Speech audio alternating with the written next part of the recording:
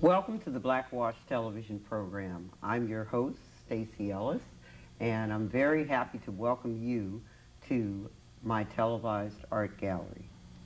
Today's guest is Peter Chorao, a painter and a very, very fine painter, I might add. And I'd like you to journey through Peter's work with us. His work is focused on New York City, and what a beautiful portrait of New York City it is. Welcome to the show, Peter. Thank you. Now, we were talking about your work earlier, and one of the things I noticed is you definitely capture the activity of New York City. You are a native New Yorker? Oh yes, I was born here and lived here pretty much my whole life. And this is your, I guess, conveying to us what New York is like. Yeah, I want to convey what New York is like. I want it to be lively. I want to capture something with it. Now, your work is from photographic reference, and you go out and take photographs. Right. I take a lot of photographs, and it's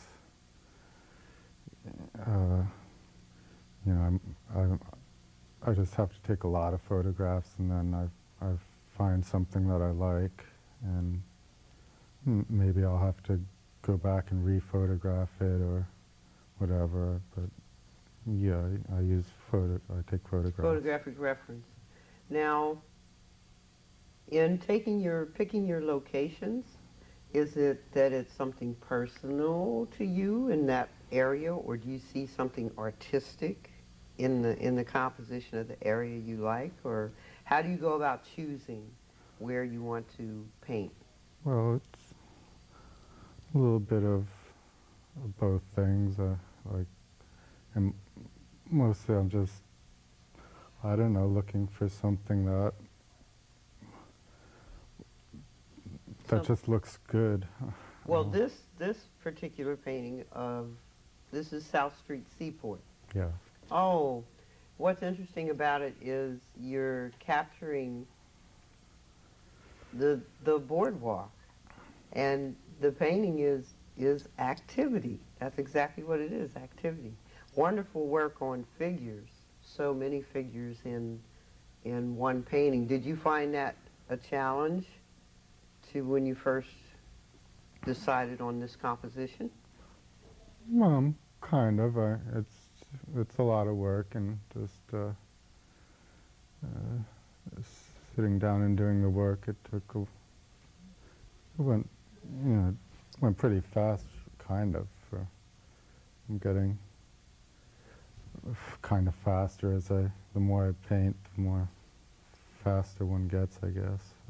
Well, it's a great perspective job, and I love images from different perspectives. This is really, really, really nice. Mm-hmm. Now, can you tell me about some of the other ones? The painting at the top here?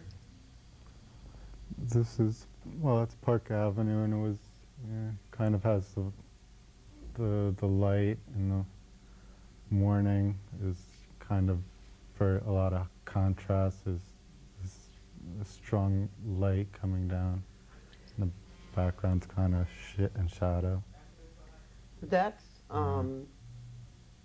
it's really nice how you captured the light in that painting, because that's how New York is. You have a tall building, and it shadows everything, and then in the middle of the street there's bright sunlight, in spots, because that's how the city is. But it's a wonderful job of capturing that light and the feeling of light in the painting. This painting here, this is 14th Street? Yeah, it's 14th and it would be 5th Avenue.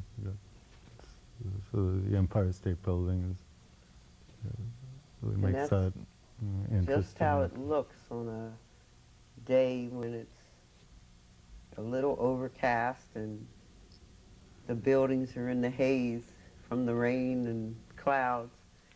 So that was really, really nice. Now, I see a lot of work with reflections in your pieces. Did,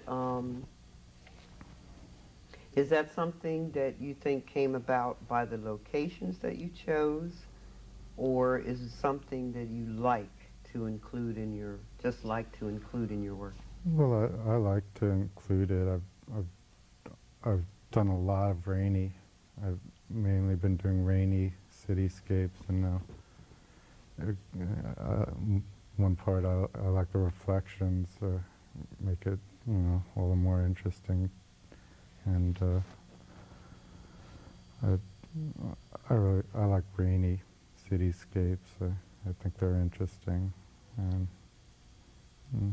They are. I don't know too many painters who take on a challenge of choosing, you know, different weather other than perfect weather to paint. So this is really a plus, I think, in your work that, you know, you stepped up to the plate in terms of taking on the challenge of depicting what happens in bad weather or what things look like when they're watery or wet or... Hmm. Well, yeah, it's kind of, in a way, special kind of weather. Than, I mean, it's, of course, it's not. It's it can, you know, it's kind of considered bad weather when it's raining, but there's something special about the rain. It doesn't, you know, you need rain. It's a necessary thing. Yeah. And it's Well, this, you did an excellent job. In the 14th Street piece, the water in South Street Seaport, the street in these two pieces, and especially the library, this one. I mean, that's how it looks. that's what I want to kind of. I like to hear that. You know, really captured kind of how it looks. That's wanted to. The other thing I like noticed that. about your work is that you give detail without giving detail, if I may say so. For instance, the figures. The structure of the figures is, I mean, is excellent, but you didn't go to the extreme of, you know, showing us every shoelace and every clothing design, but the indication of what that person looks like or what they have on is so good that I think it's pretty amazing. Thanks. You're welcome.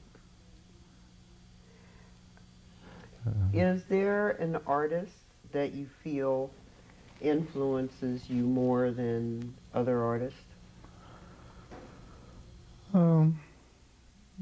Well, I don't know. There are a lot of lots of painters who I can't think of anyone particular, but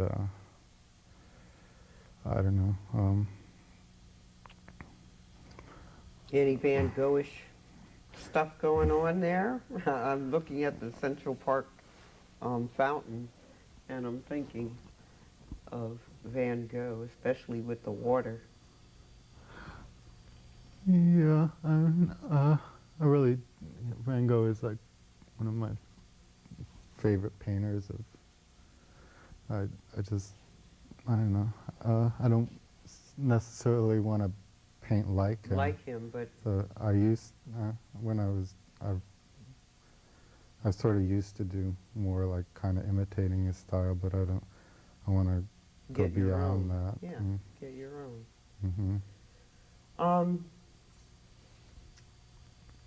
The Central Park pieces really, it really indicates the greenery of the park and the activity. Once again, activity, and your work showing the activity of New York, the action part of it. Mm-hmm. Now, you're a native New Yorker, and you're now painting full-time. I'm Yeah. sure there's some artists out there that would like to know how you manage that. So if you want to just tell them a little bit about how you got to the point where you're painting full-time now. Okay, well, and for years I had to work, and I was working as a bicycle messenger, and I think and then I was doing that for years, and then I started taking painting classes, and I was doing that at night, so I was working and then going to art school at night, and at that point I think I just started things coming together, and it really helped me to sort of, with my craft of painting, and sort of can maybe turn out a painting much faster because I sort of have my method down. I know how to do it better, and so things just sort of came together, and then a friend of mine offered to start to show my pieces. She has like a small shop, and she's been managing to sell some of my pieces, and like her sister bought a couple large pieces and some small ones, and once she sold this large piece, that was it. I was, You were able to free yourself from doing other stuff. yeah, and yeah, I'm able to just paint full time, and I just find I have lots of stuff I want to paint, and it's great for me. I just, I'm able to paint full time and not have to, go to some job that that you don't like. that I don't like as much. I know so many of us, for people watching who don't know or don't realize what happens to a lot of artists is we have a tendency to take on jobs to make money to do art, but sometimes the job you take to make the money to do the art takes priority over the art. And sometimes people get lost in that, or it's not that they're lost, it's that they like something that they've discovered, and there's always this struggle. When I went to school, everybody I knew was a bus person, waiter, cashier, messenger, whatever, but it was just something to pay the rent. It was just something to buy food. It had nothing to do with the fact that most of those bus people and waiters and waitresses were really sculptors and painters and ceramic artists and graphic designers, anything. So it's a constant struggle for creative people to find a way to do what they want and to survive.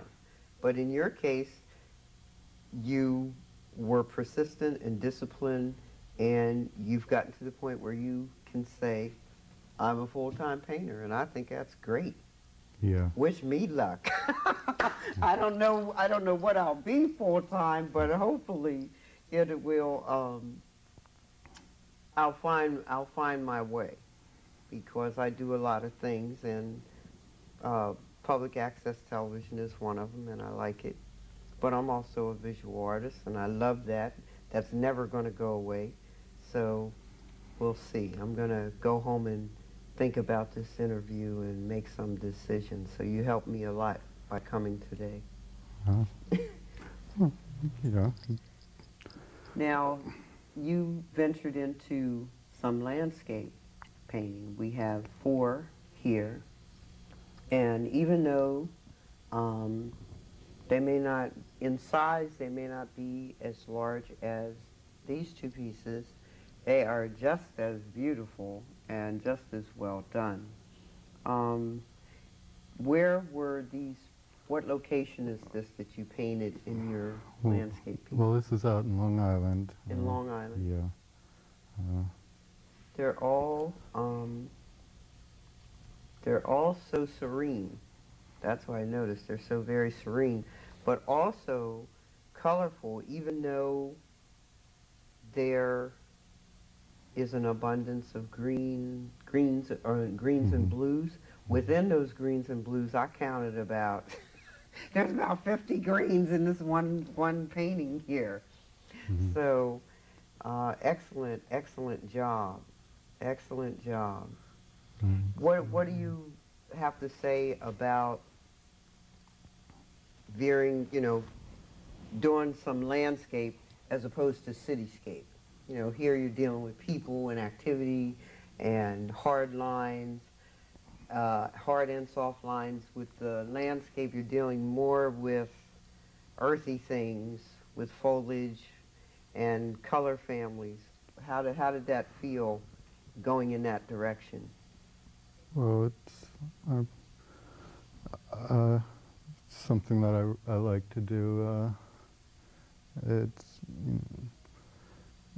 I mean, I do them on location, at least these ones. So this is different than using photographic reference. Yeah, it's different. You're there. Yeah. And now, when I know about the fight when the light starts to change and stuff, so Yeah. are you adjusting? Does it make you try to work faster in the beginning, or, It kind of forces me to work a bit faster, and it's just to, see what it really looks like compared to a photograph, which won't have the same colors, Right. won't have as good color, Right. and so that I can really see what it looks like, and then try and do a painting that Well, try and interpret what I see. they are excellent. They are excellent. I especially like the field with the horizon and a little bit of cloud, but the grass closer to you in the forefront of the painting. They're excellent, excellent. Can you talk to me about this painting above 14th Street with the people walking and the construction cones? Can you tell me a little bit about that location? Well, this is, it's at 42nd Street in Times Square. It's looking across 42nd Street. It's like, I don't know, there's a traffic guard there. It's raining, which I think makes it a little more interesting with the reflections. And this is more nighttime. And nighttime rain and raining. And this is one city that is surely lit up at night, and I think you really captured in the left side of the painting where the traffic is and the headlights and the reflection from the rain on the street. You really captured New York. You really did. Now, the Love sculpture, I know where that is. You got somebody sitting there, and I found that very interesting, that you didn't just paint the sculpture and leave it at that you put a person sitting there, because that's New York.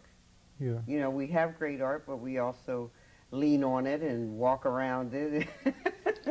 Oh, yeah. That's, And I think that's nice. great, that little touch. Mm-hmm. Do you know where you want to go with your work? Well,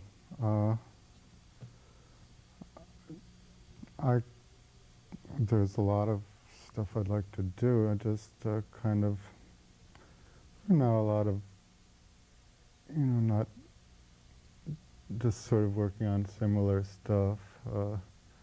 Cityscapes, I don't know. But even though they're similar, they're still, look at this, it's still very, very different. South Street Seaport Yeah, I think so. and 14th Street, paintings are about the same size, but we've got a rainy day in the city here, and here we got a different perspective of looking down, and it's the city, but it's different. So I wouldn't say that, they're so similar. But in terms of maybe size or particular types of composition, what kind of things are you looking forward to doing? Well, I like to do sort of larger ones. No, you're daring. You're daring. For those that are watching, this is a lot of work, this size. So when he's talking about going bigger, he's talking about serious, serious work. Yeah, Yeah, love to do it. yeah. Because the bigger the piece, the more it demands of you in terms of perspective and of what you're doing, unless you decide to, make what you're going to paint as big, you know what I mean, as big as the canvas, but sort of a zoom Yeah, in. yeah, But it's still, all in all, it's still work. It's still work when you go to a larger size. Doesn't matter yeah. how. It's still how a you can- larger yeah, it's thing still to a larger cover. area. Now, I'm not sure if I told the viewing audience that this is oils on canvas, and Peter stretches his own canvases. Mm-hmm.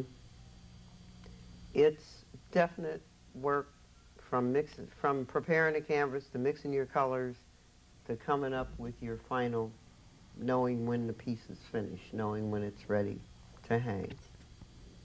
But I think you're doing an excellent job, and I think you should get the upcoming Artist of the Year award for saying, I am a full-time painter. Listen, that is an accomplishment. I don't care what anybody says. It's not about necessarily, oh, I'm making, X amount of money a year. Just getting to that stage, just getting to that point where you can say, I am a full-time painter or sculptor or whatever, graphic designer, photographer. To me, that's an amazing accomplishment. Well, yeah, it's great. It's just like I don't know, God's mercy, I would say. 'Cause it's just like I wanted to be a painter, and finally, It it finally happened. Yeah. But, so I guess to the viewing audience, from what you've said, two things they could do is have a little help in terms of sales and to be persistent because you really discipline yourself. Yeah, for me, that's what it was. When I started getting serious about it and taking classes, and you're at the Art Students League. yeah, I went to Art Students League for 2.5 years. Jack Ferragasso was my instructor. I Well, thought he good was job, excellent. Jack. Good job. Another thing is that people should go to museums. They should get out. Artists should get out, especially in a city like New York. Come on, should at least pick one that you want to frequent, because as I understand it, that helps you too, to be able to go. You like the Met, right? Yeah, I like the Met. I like the Met. It's kind of I live pretty near to it, and it's a nice big museum, and I sort of you could pay pay what I wish if I can't afford. Yeah, you can pay what you want there. Yeah. That's one reason I go there a lot, and they're just so big, and they have a lot of special exhibits there all the time. So there's always new stuff, and they're permanent collections. Any advice before we wrap it up that you want to tell the viewing audience? You can look right in that camera right there. Any artists out there, some advice you want to give them to, pursuing their dream? Yeah, Well, one thing they say that I agree with, I guess, is just use a lot of art supplies, kind of like, it's gonna, I don't know, that's one advice, is just try a lot of things. Try a lot of things, and use plenty of supplies up, and just keep at it, I guess. Be persistent. Be persistent. Well, what we're going to do now is we're going to show you Peter's work accompanied by music, which I hope you enjoy, that's all centered around New York. So, thank you very much for tuning in to Blackwash, and I hope that in the next 5-10 years that I'll be able to say, the artist at the Met, he said he was on my show at BronxNet. I'm sure I will. Thank you for coming in. Bye-bye.